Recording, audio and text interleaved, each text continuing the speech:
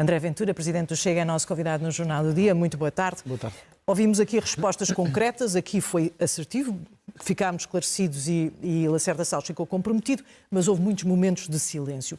Achou útil esta audição? Antes de mais, boa tarde e obrigado pelo convite. Olha, eu achei esta audição um misto de bizarra, um pouco estranha e honestamente com muito menos utilidade do que poderia ter tido. Bizarra porque António Lacerda Salles aparece no Parlamento com alguma arrogância e ao mesmo tempo a dizer que é arguido, não tem que responder a nada. E num primeiro momento ele diz que não vai responder a nada. E, portanto, faz uma declaração quando, no fundo, olha para os deputados e diz como está uma investigação em curso. Como já saíram muitas notícias sobre isto, eu não tenho que dizer nada aqui nesta casa. Acontece que aquilo não é uma casa qualquer. Aquilo é a casa da democracia, onde os portugueses estão representados e merecem respostas. E, ao mesmo tempo, uma certa confusão. Porquê? Porque, num primeiro momento, Lacerda Salles diz que não quer dizer nada. E depois, como aliás bem notou João Almeida, que nem é do Chega, do CDS, quando eram questões relacionadas com ele próprio, desmentia categoricamente ou dizia que tinha direito ao silêncio. Mas alimentou uma série de suspeitas sobre outras pessoas que não estão presentes, mas que vão estar, lançando sobre elas a necessidade de virem a dar explicações que ele próprio não quer dar. E eu hoje tenho que dizer isto, e isto é independente da consideração pessoal que eu tenho por Lacerda Salles, ele, acho que lhe ficou muito mal deixar no ar a ideia de que, por um lado, a secretária pode ter agido sozinha numa coisa desta dimensão. Ninguém acredita que uma secretária ia marcar uma consulta num hospital para um medicamento de 4 milhões de euros sem autorização superior ou sem um incentivo superior. Ninguém acredita. E dois, dando a entender que quem tinha que rejeitar isto, mesmo que na origem tenha estado uma irregularidade, era o hospital, os médicos, como que dizendo assim, bom, talvez tenha havido aqui alguma irregularidade política, digamos assim, mas quem tinha que rejeitar tudo eram os médicos, porque eles têm um código de conduta, têm regras, têm que cumprir. Isto fica muito mal a um político que parece querer sacudir responsabilidades da sua atuação. E, portanto, eu diria que a audição de hoje foi útil, talvez não tanto no apuramento da verdade, embora como a vossa peça acabou de passar, se for verdade, dá-nos hoje uns bons elementos em relação ao Presidente da República, ao Primeiro-Ministro e à Ex-Ministra da Saúde, mas ficou muito aquém do que poderia ter sido por causa da postura de Lacerda Salles, infelizmente. João Almeida também dizia ali, a meio da comissão, dos trabalhos da comissão, que se toda a gente se remeter ao silêncio ou toda a gente for meio evasiva nas respostas, esta comissão não serve para absolutamente nada, nem para as pessoas perceberem o que é que se passou de facto. Não teme que é isso que possa acontecer? Temer, temos sempre que... Porque, de facto, existe esta investigação do IGAI, do Ministério Público, está a correr. Evidente. Mas, repare, por um lado... Não será mais fácil os portugueses saberem o que aconteceu através dessas vias? Por um lado, não é a primeira vez que há um processo de crime a correr ao mesmo tempo que uma comissão de inquérito. Já aconteceu com o BES, já aconteceu com o BPN. Casos diferentes. Até com a TAP, porque a meio foi aberto um inquérito também e continua a correr normalmente. Agora, de facto, se toda a gente chegar à comissão de inquérito e disser eu sou arguido, não vou dizer nada... E pior, se disser que não vai dizer nada e depois diz uma série de coisas que lançam em caminhos confusos, de facto vai ser um trabalho muito árduo da Comissão de Inquérito. Mas eu acho que até pelo que vimos hoje, e há um momento paradigmático de não responsabilização que é este. Confirma-se que houve um e-mail que veio da Presidência da República para o Gabinete do Governo, do Gabinete do Governo para o Hospital. Porque o próprio relatório do IGAS o confirma.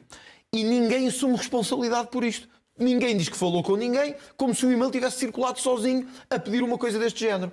Ora, eu acho que isto nem que seja para abrir os olhos aos portugueses sobre o que se passa nas suas costas, acho que é importante. Dois, acho que o facto de Lacerda Salles ter sido evasivo não quer dizer que não consigamos vir a retirar elementos importantes de outros informações relevantes de outros protagonistas para chegar à verdade que todos queremos, jornalistas, políticos e mesmo autoridades judiciárias.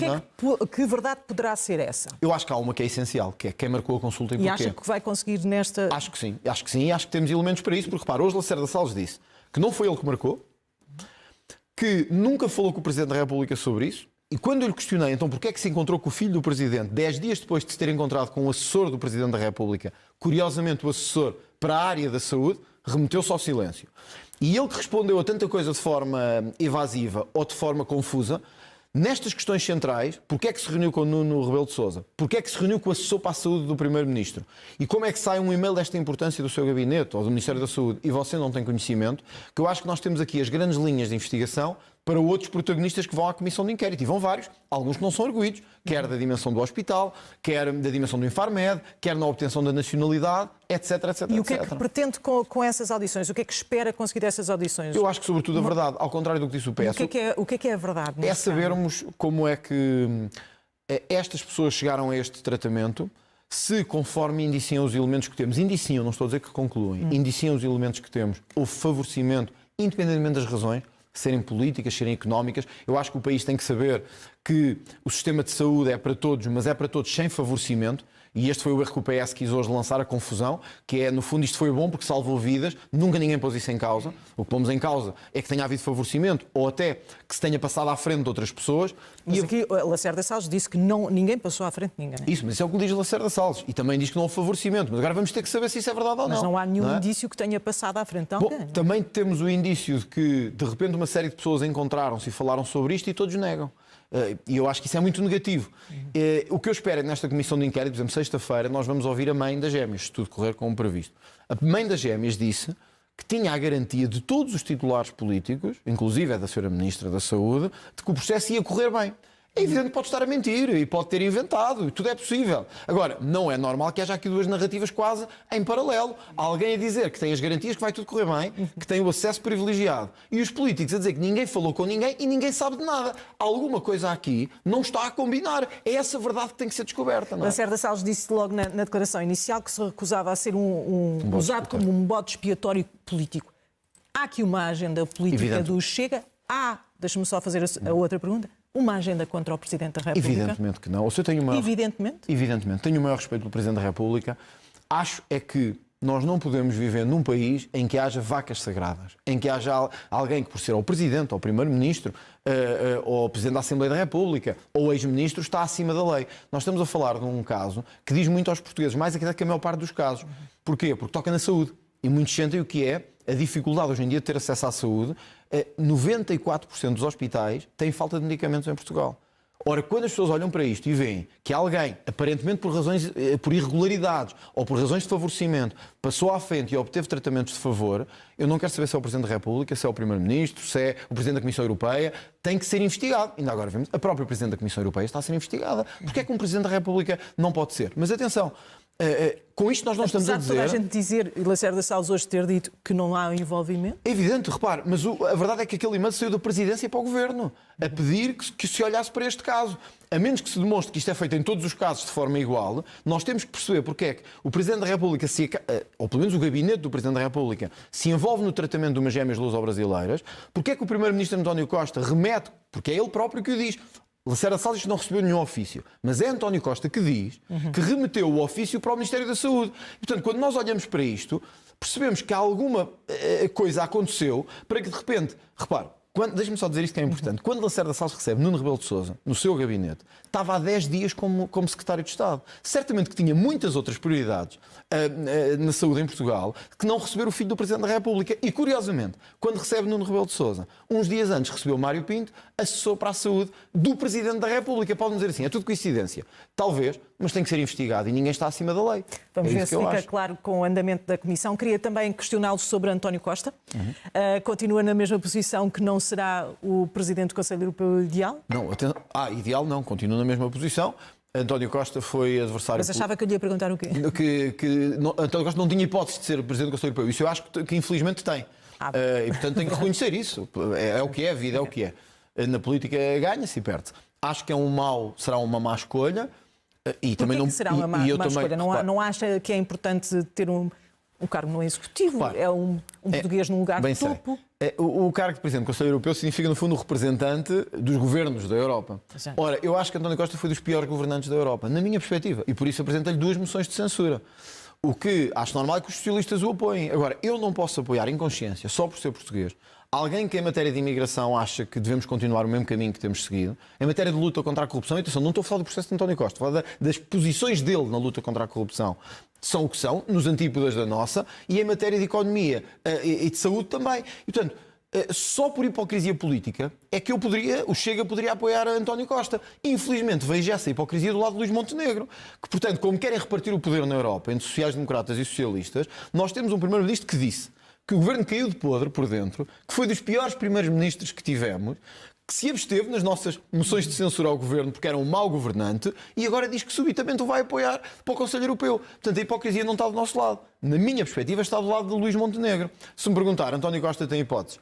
Infelizmente tem, porque as eleições assim o ditaram a nível europeu. Uma coisa lhe posso dizer, e é a garantia que tenho da família política a que pertence, e também dos conservadores, embora não saiba ainda o que Giorgia Meloni vai fazer a este momento, é de que vai haver, nas próximas horas, ou até nos próximos dias, uma posição forte da direita europeia contra António Costa e contra a sua possível nomeação. Mas, enfim, isso vamos será seguirá o seu continuar atentos ao caminho. que se passa em Bruxelas. Esta noite vamos ver se há mais algumas informações. Deverá haver. A propósito de Bruxelas e de Luís Montenegro, disse em Bruxelas, à entrada para este jantar informal, que quer voltar a negociar com todos os partidos. Será que inclui o Chega? E será que o Chega, com a derrota eleitoral nas europeias, tem a mesma postura negocial? O Chega passou de 0 eurodeputados para 2. Também não era o Chega, facto, não é? E mesmo assim, e mantivemos a terceira posição política que tínhamos. É importante dizer isto. De facto, não foi o resultado que queríamos. Eu assumo aqui, já o assumi na noite eleitoral. Queríamos vencer, ficámos aquém disso. Na prática, o Chega só concorreu nestas eleições. Sim, mas repare, tínhamos 0 e passámos. Nós ainda fomos com basta às eleições e tivemos 50 mil votos, agora tivemos quase 400 mil. Portanto, é muito diferente. Mas o Chega também, é diferente, obviamente, está numa posição completamente diferente. Claro, é evidente. Eu não sou, fez uma evolução, sabe que eu não sou de fazer de derrotas vitórias. Não correu bem. Nós queríamos ganhar e não ganhámos. Portanto, essa é a verdade.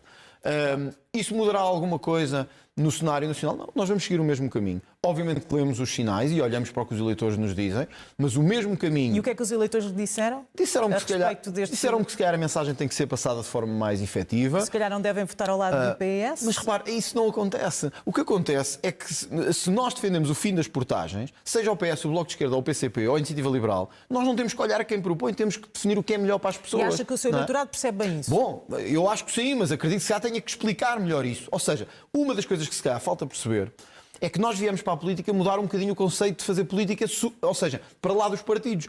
Se uma coisa é boa, o fim das portagens, a descida do IRS, o aumento das pensões, toda a minha vida, até como deputado único, quando eu ainda era deputado único, eu votei às vezes ao lado do PCP, outras vezes ao lado do Bloco de Esquerda. Portanto, só os eleitores menos atentos é que só agora é que olham para esta realidade. Mas se me disser, há lições a tirar e temos que tornar-nos mais efetivos na mensagem, se queremos mesmo ganhar as eleições, isso sem dúvida, eu sou o primeiro a assumir isso. No dia a seguir eu comecei a trabalhar para que quando elas forem e quando acontecerem, vencer as eleições. Mas não vai mudar o essencial que tem sido e que os portugueses reconhecem que hoje o líder da oposição sou eu e o líder da oposição é o Chega. Até sondagens que têm sido publicadas sobre isso. Recentemente da Aximage, que o líder da oposição não era o PS, era o Chega.